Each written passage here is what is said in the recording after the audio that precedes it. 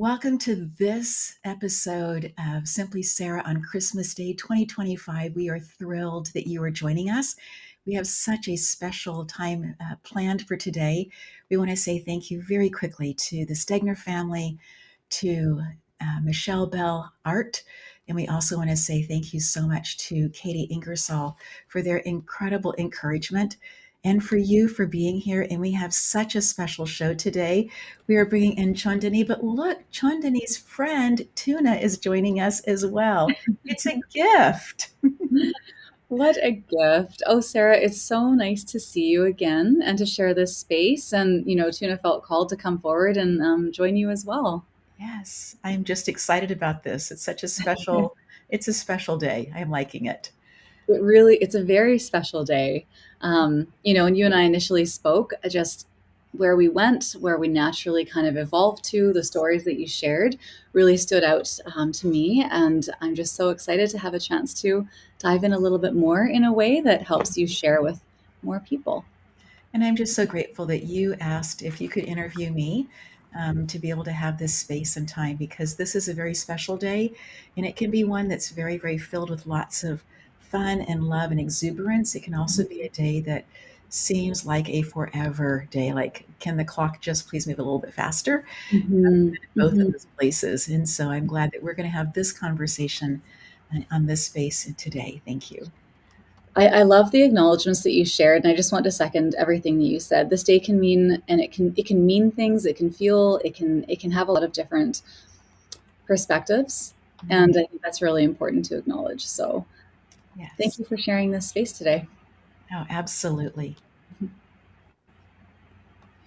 So, without further ado, I would just like to kind of dive in. I mentioned in sort of a high level way when we were just opening here that you and I have had a couple incredible conversations, Mm, and in the spirit of all that you do and how you show up for others, the energy, the time, the space that you hold for others, I would like to do the same for you today and just say that it's such an honor to be able to share this conversation. And something that really struck me when we were speaking was that you shared little, like, I know we're just on the tip of the iceberg here, but you shared some really interesting stories from your childhood. And mhm. it wasn't just in the story that you shared, it was the meaning behind it, it was the feeling, it was the much bigger piece that I feel could, connect with so many people in different ways. And so hopefully this doesn't throw you off. But if I mention your childhood just in a high level sense, Yeah. is there anything that just intuitively comes up for you that you would just like to drop into and start sharing, and we can explore from there? Absolutely. And first, Chandani, thank you so much for asking if you could do this. This is such a privilege to be in this space with you. As I think about my childhood growing up in the Democratic Republic of Congo, and the reason I stumble over those words so frequently is Mhm, because it was just called Congo when I was growing up. And yet, mhm, across the river, across the Zaire River, the Congo River is now another Congo. And that one is so to differentiate them, this mhm, one got a longer name. And so, and I even find on my passport that they ask me to differentiate the capital city. So, not just mhm, that I put in DRC, but they want mhm, to know which capital city is the one that I'm actually supposed to be connecting into. mhm, But for me, on this particular day, on Christmas Day, I think back to how there would be people. We lived in the very, very edge of the rainforest, connected to a village, and my dad had been one to help bring the water up, creating a water wheel at the base of the hill. mhm, And the reason for doing that was he has to provide clean water. And I remember the day that the spigot turned on. I must have been maybe 4 or 5 and just dancing along with the village kids in the water, just how exciting it was to have water there. Because mhm, children were trained from very, very young to be the ones that would go to the stream and bring the water up. So for everything mhm, that needed to be done, in fact, our clothes were carried down to the stream to be washed on a rock along with some soap, and then they'd be twisted out heavier now that they had water in them and brought back up in order to be able to hang them out on the clothesline and for them to dry there. And mhm, so all of this, the bringing the water in, all of this was actually in preparation or in conjunction with having a school there. The Belgians, it was a mhm, Belgian colony. They had done a remarkable job as a colony in one area. And that Mhm. specific area was training everybody up to the grade 6. And then after that, there really weren't any high schools, middle schools, and those were up to outside organizations to come in to do. My parents were with the United Methodist Church, the global ministries of the United Methodist Church, and they were the ones who then were coming into this space to be able to provide this extra training. Mhm. In order to make it something that would be uh, really a much easier piece so that the Mhm. students wouldn't be having to go bring water up the hill, carry water and that kind of thing, was Mhm. putting in water for this, for everybody. And just how Mhm. remarkable that actually was. So, yes, we had huge rain barrels that we'd collect the water off the roof. And we had a cistern that the water would go into if we Mhm. had enough rain that was coming up. But we would have these long dry seasons. Mhm. So there would be those students who would not be able to go home because it would be hundreds of miles for them to walk or bicycle. Mhm. Mhm. And so they would stay at the school. Mhm. The school was in French. It was a Belgian colony. And so Wow. they would sing Mm. these beautiful songs in French. And some of the songs that I hear even now at Christmas time, I think, oh, this is our English version of that experience of the foggy morning. It was dry season for us, south Mhm. of the equator, and having that. And we came out with little candles to be able to enjoy Wow. it with them. We didn't have electricity. We had a generator that we could turn things on, but at that Mhm. time of night, we weren't going to do that. So we came out with our kerosene lamps and candles, and they were out there with their candles as well. And such a Wow. Thank you for sharing. I mean, there are so many already, so many interesting little bits and pieces that you share just about parts of you, parts of your experience that really shaped you as a child, undoubtedly shaped you as an adult as well. You know, something that really stands out to me in what you shared is just the feeling of joy. You talked about Mhm. when the spigot turned on and the water and, you know, just having the kids dance, whether the feeling of joy was in that moment, the feeling of joy was, you know, perhaps with your parents being able to bring water to this remote area, the feeling Yes. of joy as well with the candles that you spoke about stepping out, and maybe that's more than joy, maybe it's wholeness. But yeah, so that comes up for me, and I would love to know, is that something that resonates with you, and are there other kind of pieces along the lines of joy Mm. that come up for you to share, to dive into a little bit? I have a candle lit right next to me here, and that's part of my Christmas experience. Yes, I light candles other times of the year, and in Mhm. America, we will often put birthday candles onto things as well. Mhm. But there is something about having candles lit at Christmas time that just brings me so much joy. And they're actually, I think this is maybe from one of the world wars, that they would put 5 candles in a window saying, Mhm. like, we are here, we're home. And that has turned into these little 5 candelabras, 5 candelabras that you can plug in. Mhm. Where I am now, that we have them in all of the windows. We have Mhm. them on timers, so as the school bus is going by and it's still dark in the morning, the Mhm. students can see that, hey, somebody is up, somebody is aware. And we have them on timer just to make it faster and easier, and it's Mhm. more economical for the electricity part of it as well. But Oh, that, that's beautiful. again, light just brings me so much joy. That's beautiful, and that's something that you have in your home now? Yes. And okay, and I noticed that, you know, in referencing the candelabras that you have, Mhm. you also mentioned students. When the students go by and when it's still dark and it sounds like they're maybe on a bus or commuting to school in Yes. some ways, and of course that's of interest for both of us as, you Mhm. know, I know you've been a teacher for many, many years, and so you mentioning students, I'm like, of course. I'm Mm. not sure if there's you know, a place that you'd like to kind of share a little Mm. bit more about in terms of your experience as a teacher, maybe as it relates to joy, as it relates to holidays, as it relates to something else entirely. I think that one of the things that I really appreciated going back to living in the DRC and then coming to the States and becoming a teacher in a classroom in Southern California was that space of how tactile life was Mhm. overseas. And so when I discovered that there was a kiln on campus, I was like, oh, we're going to do things for Thanksgiving. And so we would go out and we'd find leaves and we'd bring them in and we'd do the leaf imprints. And that would Mm, kind of be our first experience. Well, the first experience was, can you play with the clay and kind of make a pinch pot kind of a thing. And that one we didn't put into the kiln necessarily. Mhm. And then we would go into this next part where we would make a square and take the leaf and press it in there and put Mhm. that in the kiln, bring it back out, and then they could start playing with glazes. And Mhm. then we moved into getting ready for Christmas and Hanukkah and all the things, Diwali, all the things that happen in December, and Wow. would give the kids different opportunities for, hey, what do you want to do? And knew that some kids came from wealth and other kids were like, in terms of how money was used, would it really be used for, would they get money to be able to buy presents for their parents or not? And so Mhm. I'm making these little Christmas trees that would take the center and make a little oval so we could put Mhm. the class picture in there. But we would take Oh. that, make it out of clay, put it in the Mhm. kiln, bring it back out, and let them then use all the different colors to be able to glaze them, put them back in again. Of course, I had a little hole in the top of it, and we've been Mhm. making this every single year, along with other Wow. things and cards and stuff. But I will share with you that when my daughter got to make one of those, it's still one of the pieces that I put, and she's almost 30 now. It's one of the pieces that every year I look forward to hanging that particular ornament on the Christmas tree because Mhm. it brings me so much joy to that space of being in the classroom and letting other kids from other classrooms come in and do that as well if they wanted to after school or before school. The kiln This is is huge. We put beautiful. those things in. So, yes, lots and lots of joy. Oh, that sounds absolutely incredible. And may I ask, or may we dive into how long you were a teacher for? I was a teacher for 35 years in two different separate school districts, and I Mhm. only changed because we had our daughter, and I wanted to Mhm. be closer at lunchtime that I could actually run home at lunchtime and see her. And so Mhm. there was an opening in that particular school district, and I Mhm. was fortunate that I was selected to be able to come and move into that district, Mhm.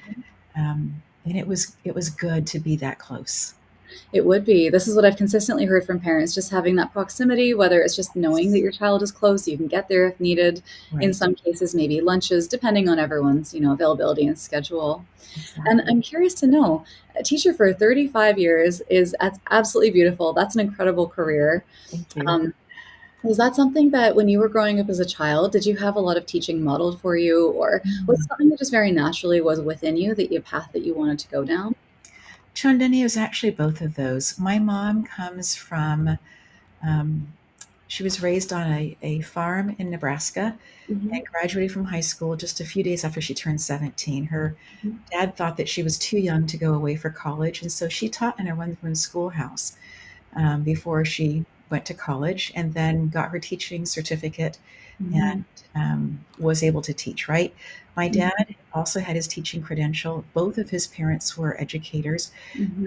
My mom's mom had been a teacher in a one room schoolhouse as well. Mhm. There has just been a lot of levels of allowing the belief that if you give a person a fish, they are fed for the day. But if Mhm. you teach them how to fish, you have fed them for a lifetime, right? So that same thing with education. If Mhm. you read it to them, they get the information for right now. But if you teach them to read, that opens incredible doors if the person takes the agency to go there to be able to Mhm. go to those other places. And so being very, very different from my sisters. I looked different.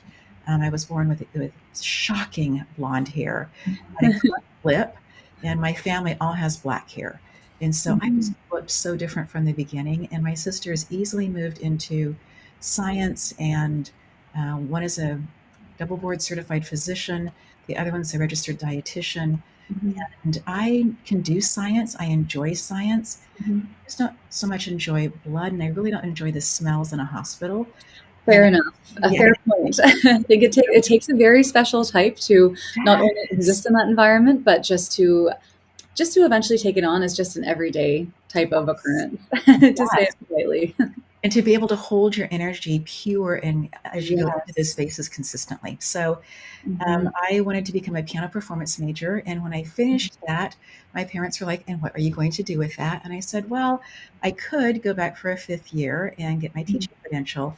And they Mhm. were so excited that I was going to have a real career in life. And so, along with Right. a lot of my friends, we went back and got our fifth year credentials in Mhm. California. And that opened up doors for me to start teaching right away. Oh, And wow. so that was just a really, really positive. And it wasn't that as a child I said, I'm going to be a teacher. And Mhm. yet, when you look at my gene keys, for those who are Mhm. familiar with that, Mhm. teaching is in there not once, but twice. And so when I got to the Right. 35-year mark and I was Mhm. getting ready to say goodbye to that, I Mhm. was desperately struggling with the fact that Mhm. it's in my gene keys, it's who I am, having Mhm. to walk away from that and do something different. And by huge grace and mercy, this television show opportunity came, and it Mhm. was the nudge of, you can learn the technology, you can figure that out. Mhm. This Mhm. gives you a place to be able to continue to be impacting people's lives for good in a positive way. Incredible. And I don't think I had known that through line for you yet at this. And so for me, I'm learning as you're sharing now as well. And I really appreciate where you're taking us.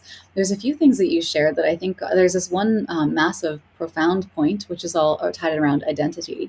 Before, Yes. I'd love to dive into that with you and have a conversation around identity, Mm, as well as shifting identity, transforming into a new one, mm, creating a new one, all the pieces that can be yes. involved. But a Yes. moment before that, you did mention gene keys, and I Mhm. wonder if some of your listeners, I'm sure, are aware, and others might be thinking, "What the heck is that?" Would you share maybe a couple lines on what Sure. gene keys are, and because I think that that is a really important thing for people to understand. It Mm, means that fully joining us on this journey and joining you today as you describe how connected you are to the concept of teaching and educating. yes. Chaandani, let's do that. But let's first say thank you to our sponsors. We'll be right back. This is Michelle. She teaches women how to forgive the people who betrayed them, not by asking them to talk about it, but by helping them express it through art. She's an art therapist and the creator of the art of forgiving, a class that turns emotion into expression. No therapy jargon, no pressure to explain, because forgiveness isn't about the other person. It's about setting yourself free. This is Michelle, and this is the art of forgiving. Are you ready to enrich and deepen your relationship with the spirit world and increase your knowledge of the shamanic journey? Then this is for you. The first step of the shamanic journey is to discover your power animal. This process allows you to step into Spirit's energetic field where they share their aspect of the divine's power. And as a result, you begin to realize the significance of their sacred power and what it means to you personally. Katie Ingersoll is a highly sought shamanic and Reiki teacher, a practitioner, a spiritual counselor, and educator. With grace, she integrates the rich teachings of the wise ancient ones into her workshops, encouraging her students to mesh these teachings into their everyday lives.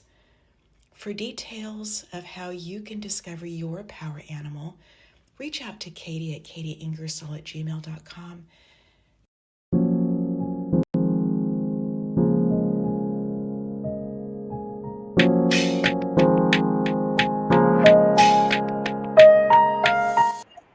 Oh, Chandani, it's so good to be with you and having this conversation. I think that you were asking about gene keys. Is that correct? That is correct. Yes, just as a reminder, I think it would be great just to give a couple lines, whatever kind of comes up for you, so that all the listeners can be on the same page.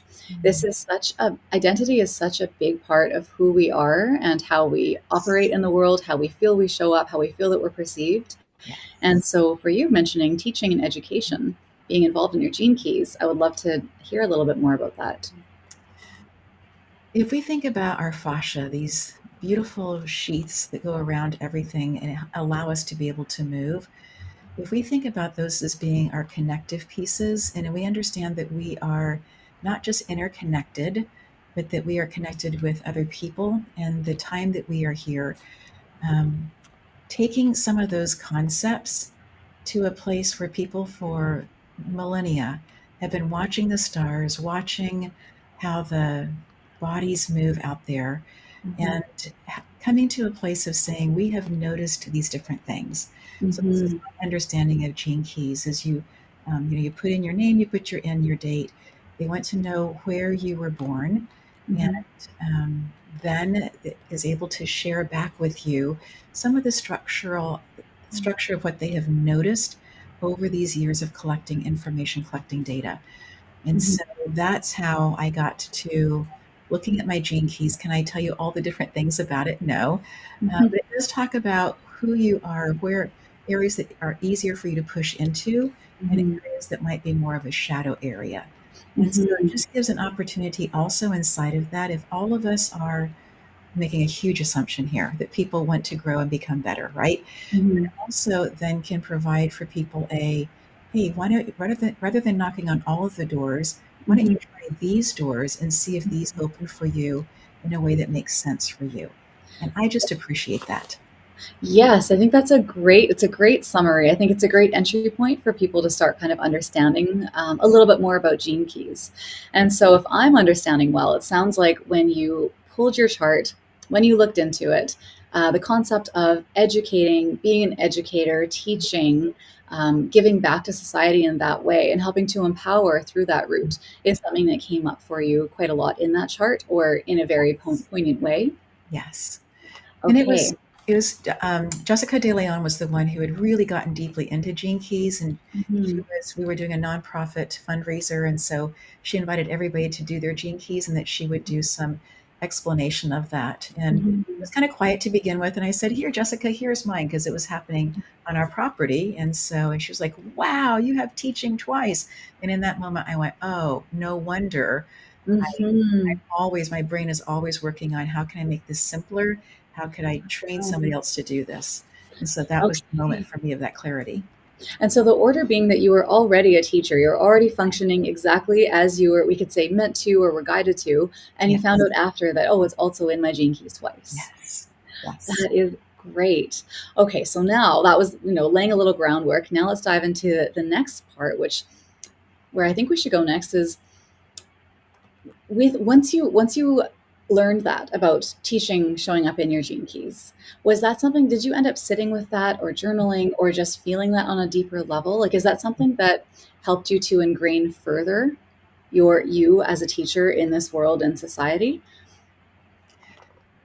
Chaandani, not only did it do that, it helped me understand so much more about myself. From Mm-hmm. the standpoint that when I first came into the Reiki world, and Mm-hmm. Reiki is a cousin to meditation, Mm-hmm. I I found myself just thinking, how can I structure this in such a way that if I were to teach maybe my husband or my daughter, it would make sense to them, right? Mm-hmm. And but my intention was never to let anybody know that Mm-hmm. I had been trained in Reiki because I come from such a serious science family. Mm-hmm. And so as I then at that point of seeing this, I was Mm-hmm. like, no wonder that when the person who taught me and uh, Janice Birkenhager moved out of the area, she had people who wanted to learn. She said, "Hey, Sarah, would you be willing to teach?" She says, "You're a natural teacher." And I thought, that's kind of interesting. But she says, "You're already a teacher. You can figure this out. Here's a manuscript. You can kind of work through." And I found myself really spending a lot of deep time working on how do I take this curriculum that's laid out by somebody else, Mm-hmm. sense, but how do I embody it in such a way that as I teach it, it Mm-hmm. also will make sense for somebody else. And if they ask questions, that I can answer those questions. So it Mm-hmm. really helped me to understand that part of it as well. Yes. And then as we've moved more into technology, being able to teach classes online, it's Mm-hmm. really helped me to say, you know what? Not only could I teach Reiki, but I now know how to teach people how to break the stress cycle in their body, in their brain, in their life, and see Mm-hmm. radical transformation in 90 days with results within 14. And so when I think about that path, I was like, of course I'd be able to teach that. Mm-hmm. All of these thoughts that are abstract or out there, and I can put them together in such a way that will really be meaningful, and have seen people with radical changes in their life in 14 days and massive transformation within 90. So again, it served me well It as sounds like it. at different points. Yeah, yeah, and thank you for sharing those pieces. Interestingly, as you were sharing this, when you spoke about Reiki, I heard the underpinnings of identity come up for us again today. You Yes. mentioned, when I went down I'm paraphrasing, but when I went down the route of being introduced to Reiki and learning and studying it, and then actually practicing it, you had referenced that your family is very based in science, and Right. so if I kind of identity is coming up for us again, and I'm curious, like let's take this avenue if you're comfortable. When Yes. Yes. were in the process of diving into your Reiki journey, how Mm. did you what came up for you internally? I know you mentioned that you also weren't comfortable sharing for at least for a while with your family or maybe publicly. So what was coming up for you, and how did you manage that, Mm. having an identity that was maybe more so rooted in science, but taking Yes. something on that really resonated and was very easy for you to dive into? The turning point for me was when I began to notice, not just for myself, but for my family, Mm-hmm. my husband and daughter, that when I would do Reiki on them, there would be just a peace that would come in the house.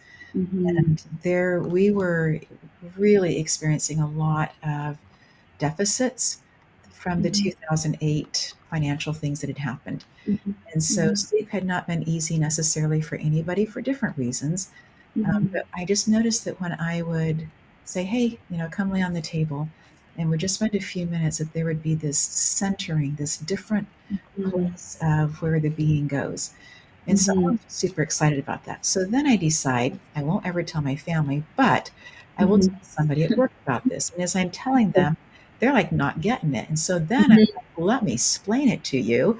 Home Yes. that day really frustrated and said to my husband, I just don't get it. This is this beautiful practice. And Mm-hmm. he looked at me and said, Sarah, it's just like peace. If somebody hasn't had a reference points of what peace feels like, Wow. you cannot tell them what it's like because they don't have a reference point for that.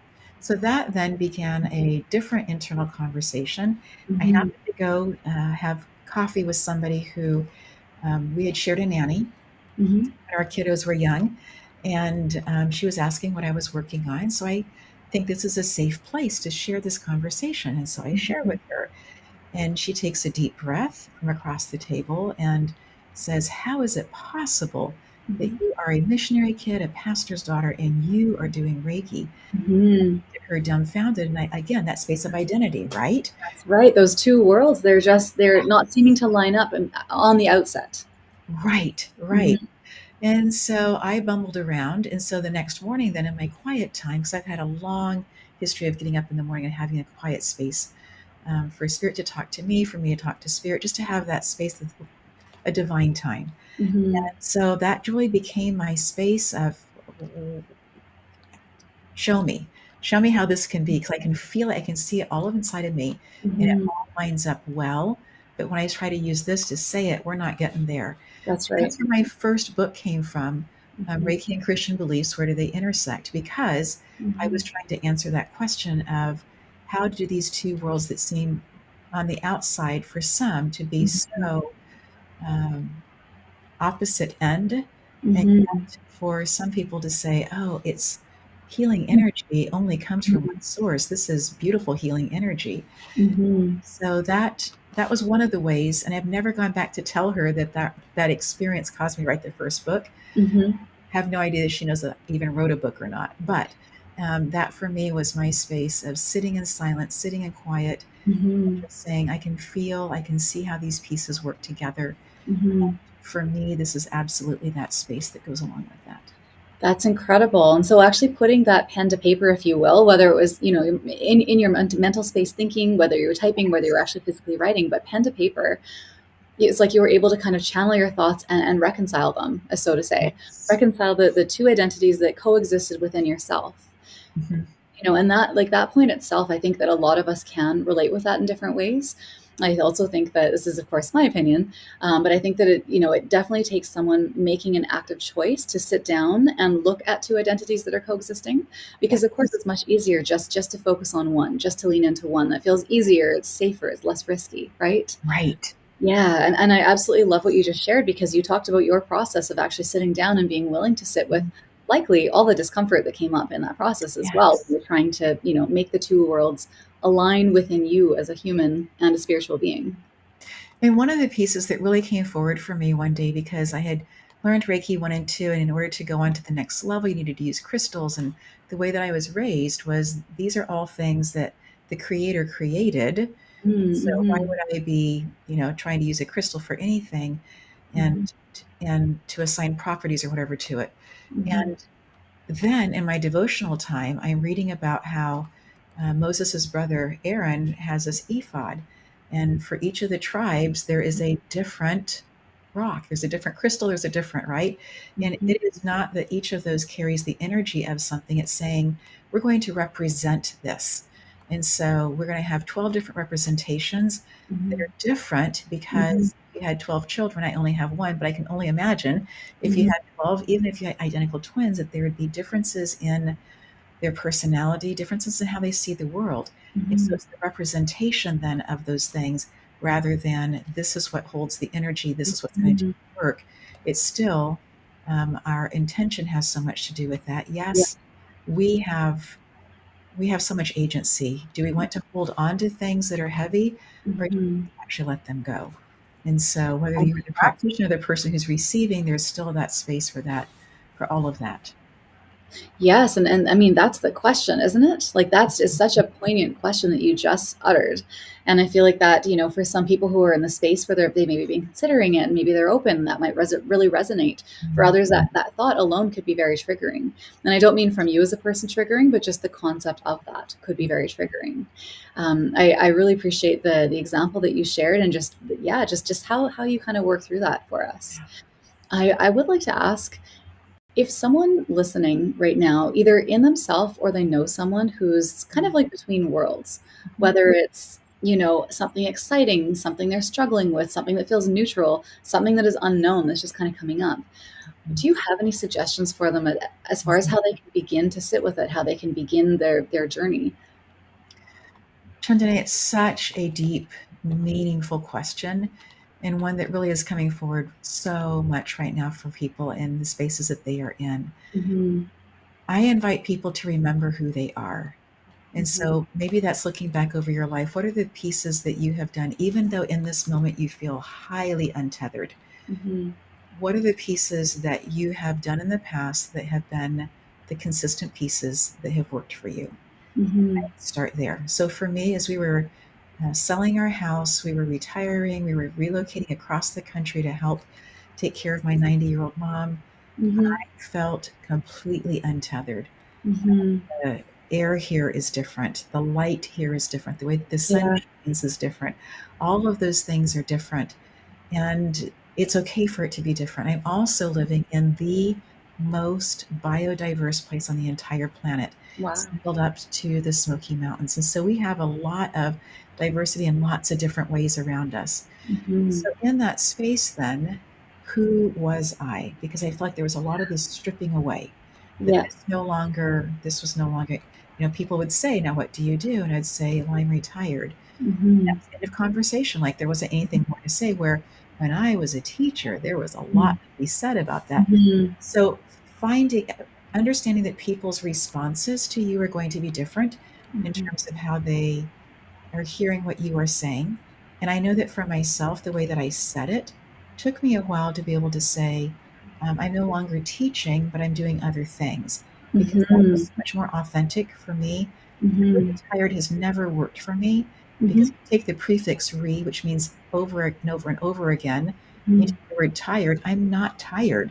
So why would I say that I I'm over and appreciate over that. and over again tired, right? That just didn't Yes. work for me. So Yes. finding ways to be able to say, I'm done with that, or I'm not no longer doing that, I'm doing something else.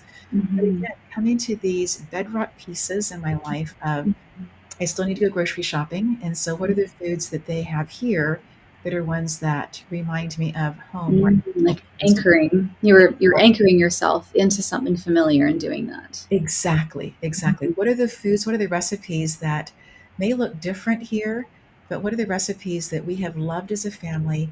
Maybe Mhm. the shells, the pasta may look a little bit different, but if we close our eyes and we taste it, it's going to Mhm. take us back to a place, something that we have known that we have felt comfortable inside of.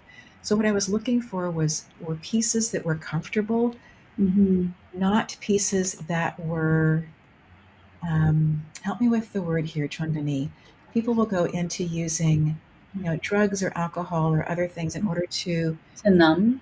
to numb or to prevent having those emotions, right? Mhm. So Yeah. what I was looking for was how can we move forward and Mhm. feel these things and yet still have these pieces that feel so familiar Oh, because that's it. that familiarity piece is the piece Mhm. healthy Mhm. familiarity was what I Mhm. was looking for. And so Mhm. getting up in the morning, and yes, it's darker, earlier, different here, but Mhm. setting the alarm and just saying, we've been doing this, for decades. It's okay Mhm. to do this here. Mhm. When we were in Southern California, I'd wake up during the middle of the night, like when there was a big full moon. I would Mhm. go and sit in a particular chair and just look out the window and watch. And so Mhm. we relocated in the summertime. I would wake up and I was like, there's not a chair to go in to sit in when we Mhm. first got here that was comfortable, but I can go out to the screen porch and I can sit on the screen Mhm. rocking chair. Mhm. So all of these things were different ways of doing similar. Mhm. I needed to navigate internally for me Mhm. before I could begin to navigate externally for anybody else. Beautifully said. And I'm one sorry, please, as you were, please finish. and just one other thought, it became a joke and one that we actually shared recently. Mhm. As we were watching somebody else who was moving massive pieces. They'd put them in one place and they were Mhm. moving these huge water main lines to another Mhm. place very, very close by, just organizing them differently. We got to the point where we would laugh and say, everything needs to be moved 3 times before it actually has found its home. And so in Right. the beginning, it was frustrating. I can't Mhm. find it. I can't, right? And Mhm. then it became a game of, let's see.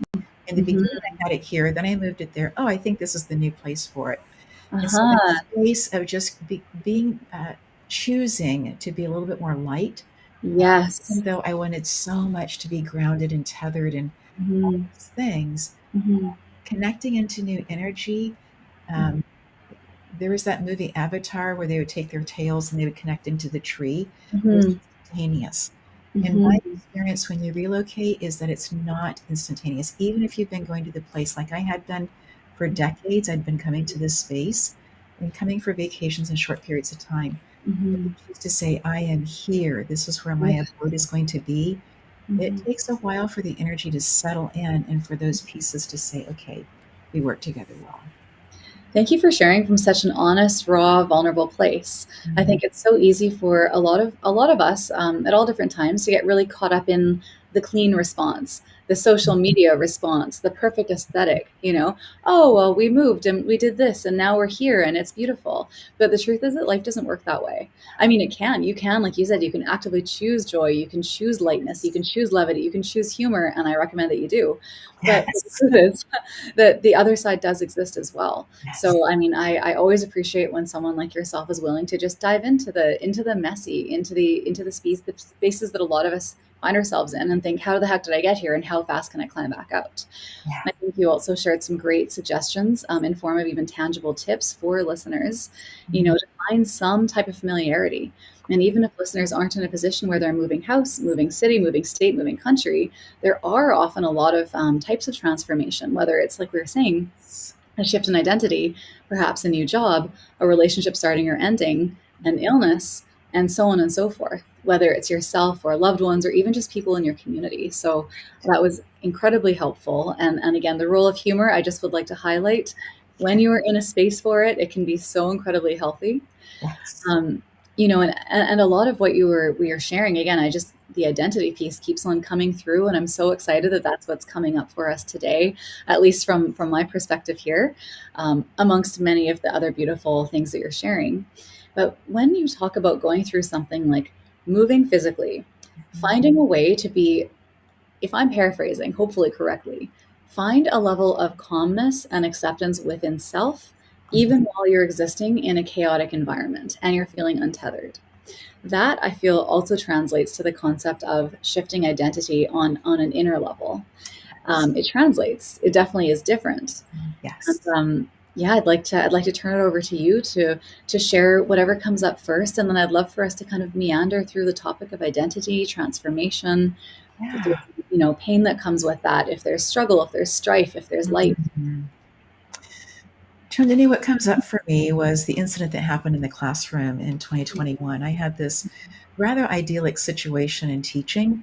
Mhm. Had an instructional assistant who we had walked life a long time together. Her daughter, Mhm. when she was in second grade, had been in my class, and we had just continued to walk life at different points together. When the position became open, she moved into that position.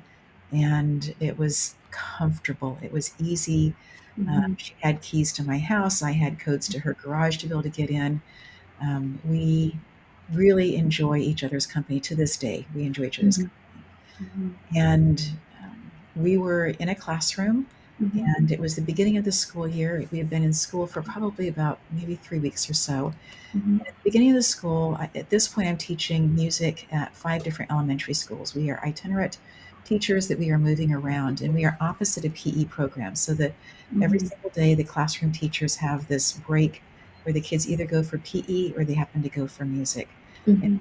the district that I was in is very, very highly prized for their music program. Mhm. Their marching band has gone to the Rose Bowl parade and marched more Oh. times than any other marching band. So we start them young in fourth grade.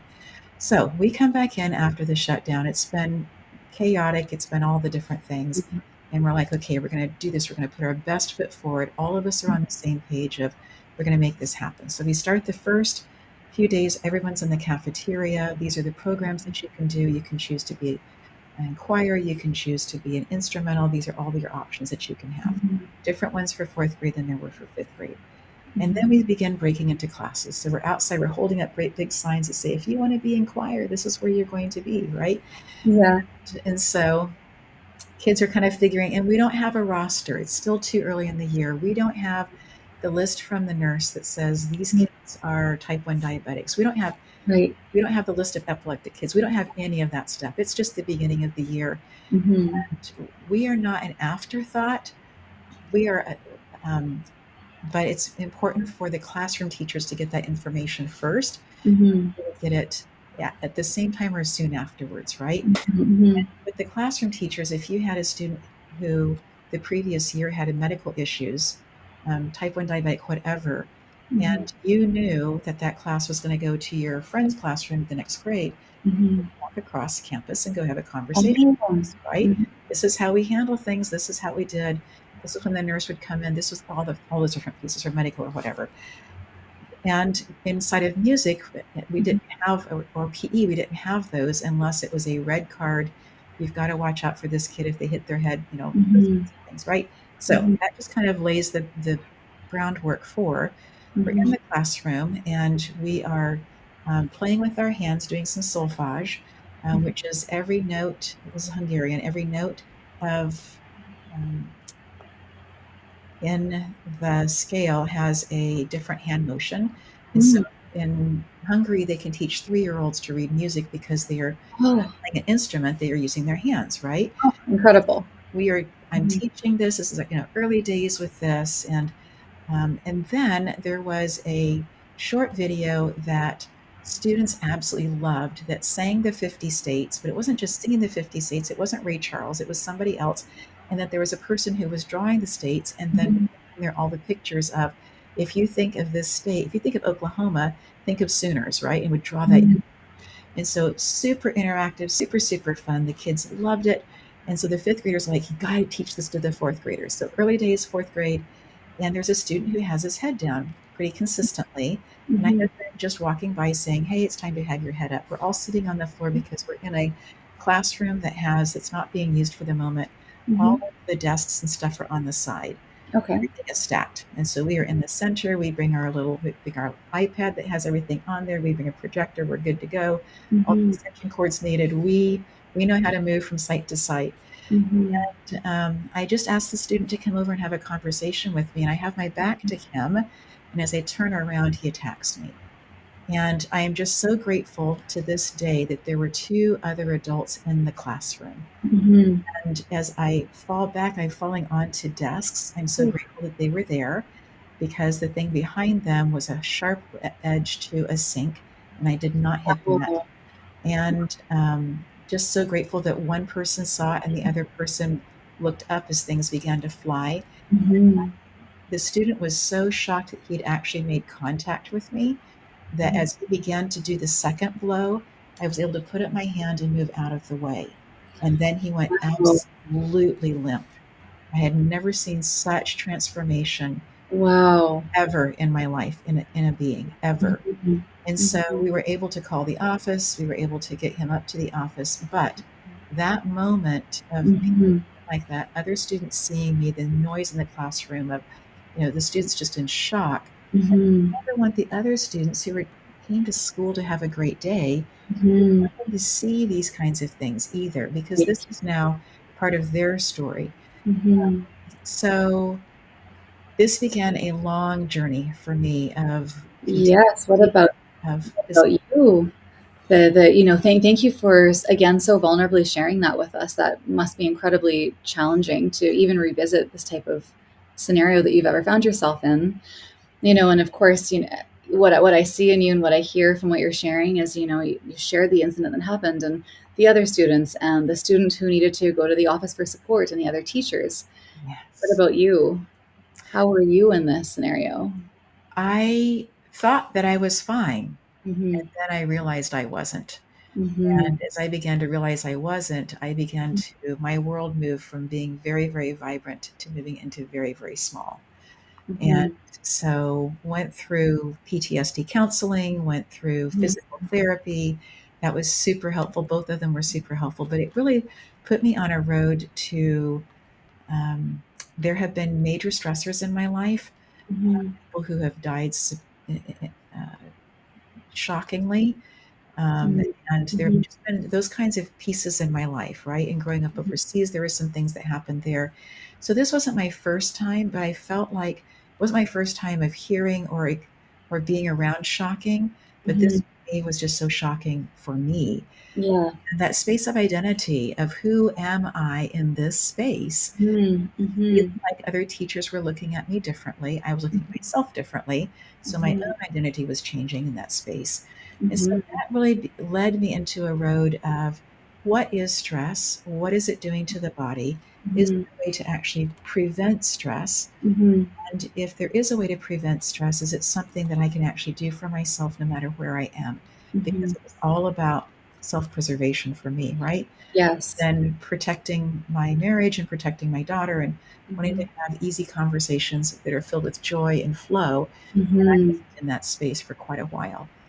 Wow. Um, That's that again, we appreciate you sharing so openly and so honestly this type of story. I'm sure there are some listeners who perhaps have had a similar experience. I'm yeah, sure there are listeners who have had varied experiences, but we can yes. all connect with that human experience of shock and of Mhm. just realizing that something has affected you on a greater level than maybe you even thought at the onset, right? And Right. then realizing all the ripples that can come with that experience. Of course, Yes. it's subjective. I'm not saying everybody has the same experience at all, but Mhm. having someone like yourself just boldly share, I think it's just such an incredible gift that you're offering to listeners. And you mentioned again identity, like who Mhm. who am I through this lens? And I Yes. think that there's a distinction between shifting an identity because you show up one day and you actively make a decision that I'm taking on a new identity. I now do this. I now show up this way Right. versus hitting a life circumstance where suddenly your identity is just gone as you knew it. Mm. Maybe it's coming back, maybe it's not. Maybe you have to redevelop. But I just want to draw that distinction as well. I hear that in what you're saying, that it was more so the latter, going through an experience like this versus the other ones perhaps that you've experienced in your life that were shocking, as you said. Yes. And Mm-hmm. so coming back to the Gene Keys and being a teacher in there twice and being offered the television show, this Mm-hmm. was actually the space, had no idea that would ever be. But as I Mm-hmm. was interviewing people, I interviewed Leela Veronica, Mm-hmm. and she said, I really want to introduce you to my best friend, Elle Ingalls. And I want to introduce you to her because you guys are both musicians. I think that you'd find a lot in common. And she's Mm-hmm. just a really cool person. And so she does this introduction and she says, I think she might be good for your show. So I interview Elle, and Elle is a pressure free coach, as in there's a pressure happening, stress around you, but internally you choose tools Mm-hmm. to be able to protect your own energy. Mm-hmm. As soon as I met Al, I knew instantly that I would be working with her. I would Yeah. pay the top dollar to make that happen. I'd pay the top dollar again in Mm-hmm. order to be certified by her in that. But that then became my answer of Reiki being very ethereal and Mm-hmm. science being very structured. And Mm-hmm. teaching the science part of what takes place in our body when Mm-hmm. we have these stressful experiences. And Mm-hmm. so working with her over a period of time was incredibly helpful. I have full agency to be able to use all the materials that she created, Wow. as long as I give her credit for that. And so as I teach my classes, I do give her credit for those things. But I look back at that and go, that felt so embarrassing and shameful. And so when Mhm. I was asked to write a chapter in a book, I was like, oh, I know what I'm going to write about, because Spirit kept saying you need to get this out of you. That's basically Mhm. you're talking about putting pen to paper, right? Yes, that's exactly it. So I write it down and I'm like, oh, phew. The person in charge of this project is going to say, no, this is not the story that we want. And he did the opposite. And I was Wow. horrified for a moment. Right. It was like, this is exactly it. And Mhm. so, in the process of working with the editor and all of the different Mhm. processes that she took me through, helping Mhm. take this story and make it into a story that made sense for other people to read, Mhm. moved from me. It removed that shame and embarrassment and became Mhm. this, if I dare say, gift for other Mhm. people to be able to say, oh, if Sarah has gone through something like this, Yes. doing a lot of the similar kinds of things, maybe Mhm. there is hope for me as well. And so That's it's been it. an important place. And Sarah, this book, where can people read? I would like to say the title of the book is "Becoming You: Stories of Strength, Struggle, and Success." Just a little bit that you shared with us today verbally, Mm, I'm sure has whet the appetite of many of your listeners, and mm, so hopefully they're able to go find the book and read more of what you shared there. I know that when you and I had spoken well, not originally, we spoke recently. Actually, I meant to say, when we spoke, we lightly touched on your book and the chapter, and just this massive transformation in itself. That being able to be in a space where you actually put the deepest parts of your dark experience onto yes. paper for others to read, like that in itself is transformation. Not just for you though; it's also, like you said, I'm sure that this is transformation that will be impactful for others to see. If Sarah can go through this and she can come out on this end, I Right. might be able to as well. Maybe Right. it's just a little line of hope that somebody needs. Yes. And the actual process as well, like you mentioned with the editor, I know that you and I also lightly touched on going through such a life changing experience like the one that you went through that can, bring up again all the light and the transformation and the other levels. But it also can be that heavy. There can be shame, there can be guilt, there can be embarrassment, and a lot of these heavier pieces to work through. Would you share a little bit about how working with that style of editor helped you to work Mhm. those remaining heavier pieces as well? I think one of the heaviest pieces for me is that this child came from a family of shocking wealth. Mhm. And so I heard through the grapevine, so Mhm. this is all hearsay, Mhm. that the mom walked in and to the superintendent's office and wrote out a significant check in order to make it go away. Now, Mhm. again, hearsay, right? Mhm. And that she wanted to meet with me in order to tell me that she was sorry or whatever she wanted to say. And I, at that time, because we were trying to figure out would they be paying for me to be able to take days off, would they be paying for the sub to come in for me to get help? We were still wandering in the wilderness on that. Mhm. And I wasn't the only person who was experiencing difficulty in the school year that year. Mhm. Just not long afterwards, another at the middle school, an aide had been attacked and Mhm. actually had broken bones as a result of that. So we Oof. were looking at this as a larger Mhm. piece of how do we move forward as a community with what's taking Mhm. place in the school system.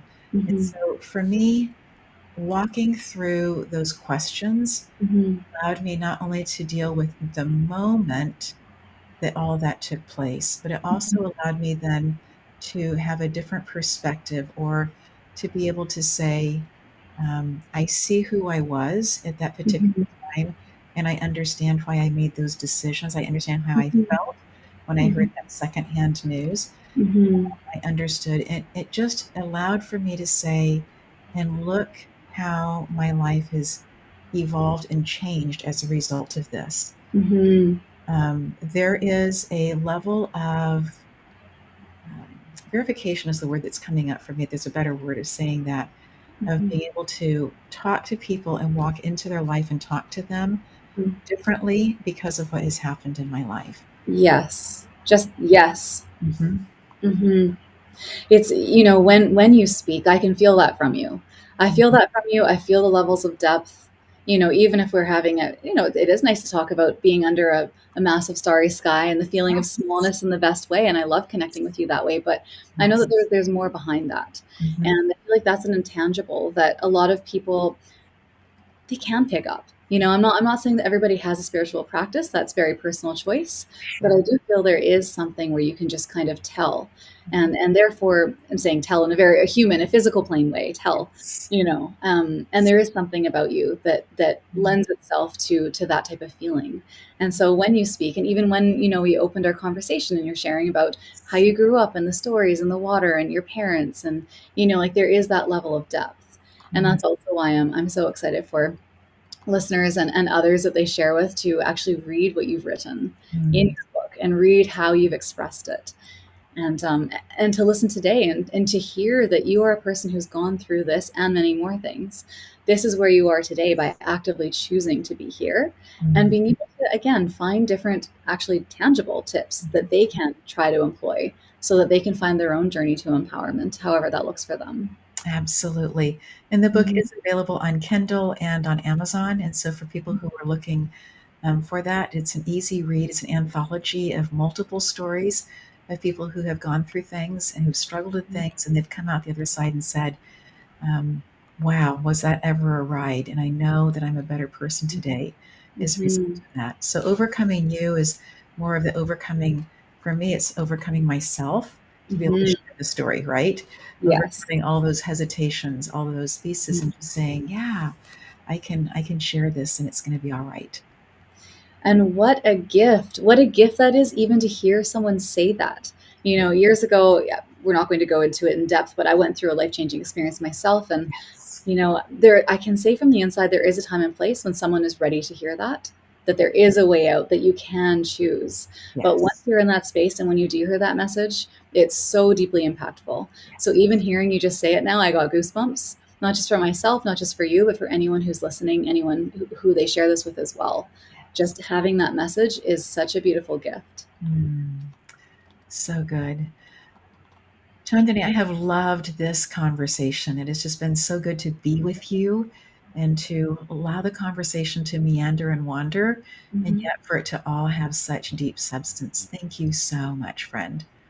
Thank you so much, Sarah. It's also been such a gift having a chance to speak with you and dive a little bit more into the inner world, to the experiences, to what drives you, to where you're coming from, both internally, spiritually, and also on a physical level as well. You give so much time and energy to all of your guests, and you hold beautiful space for people. And I'm so, so thrilled that we are all able to enjoy hearing from you on a similar level. Mm. Oh, thank you so much, friend. And hope that you will come back, that we have further conversations about your journey in the future. These conversations are so easy. Thank you. Thank you so much. And to our audience, we say thank you so much for being here on Christmas Day, for listening to the end, for allowing these stories of hope and encouragement to touch you deeply. Know that I am so glad that you are here on the planet at this time. And until next time, take good care of you.